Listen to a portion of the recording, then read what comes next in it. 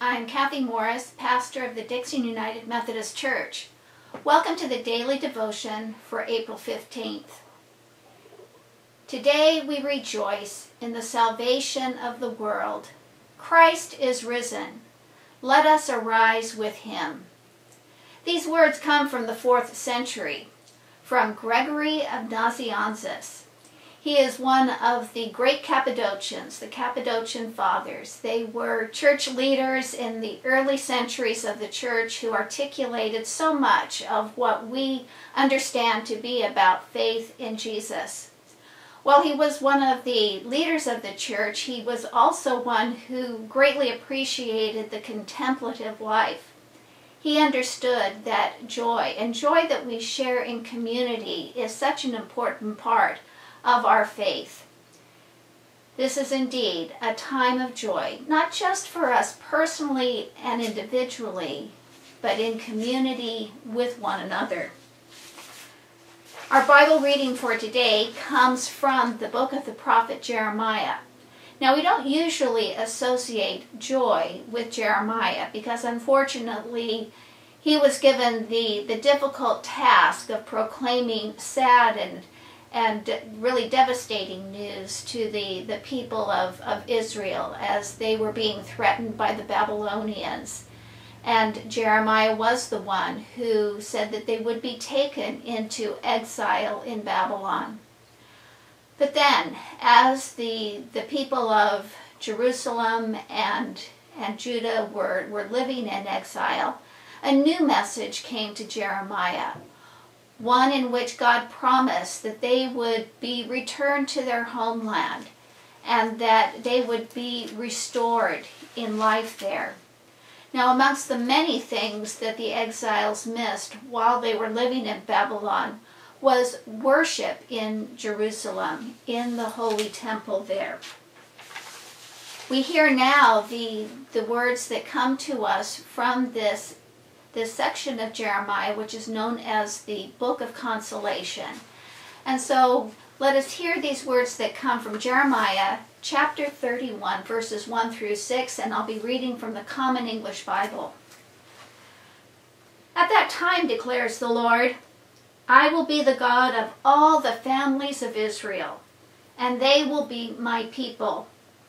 The Lord proclaims, the people who survived the sword found grace in the wilderness.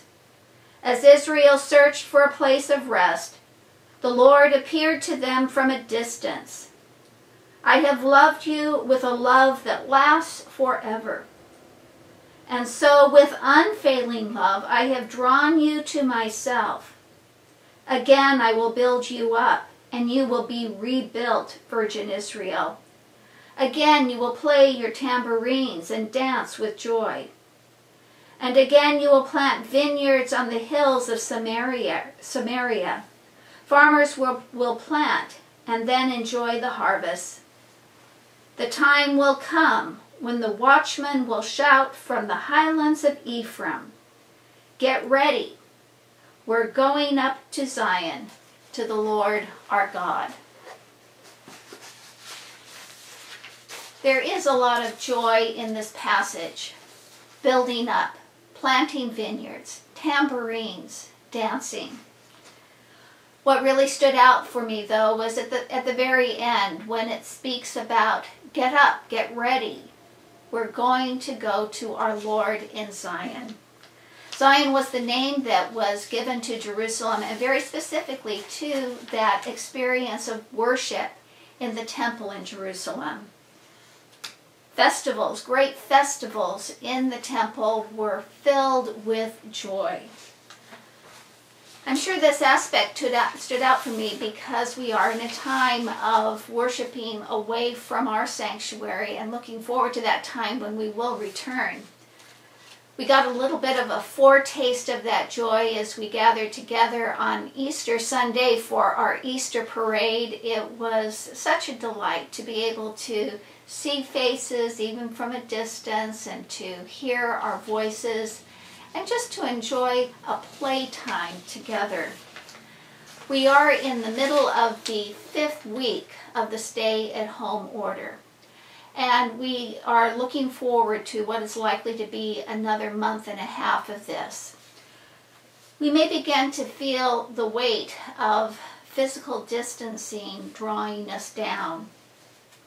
God made us to live in community. We were built for connection. And this is not just in our heads, it is very much in our bodies. Being with others in supportive, positive, warm relationships gives energy to us. Being with others can help us sense greater peace and calm in our hearts. There is a chemical change that takes place within us when we are gathered with those we love and care about. As physical distancing continues, we may sense that there is a dullness that is coming into us. We may find that joy is not as frequent in our lives. This is normal. We should not be surprised by it. We are having a normal reaction to an abnormal situation. But there are some things that we can do that will just help us boost that sense of connection to one another even while we are keeping our distance. You might want to think about re-watching the Easter parade just to watch people's faces and to remember one another. That can be something that could help us through this time.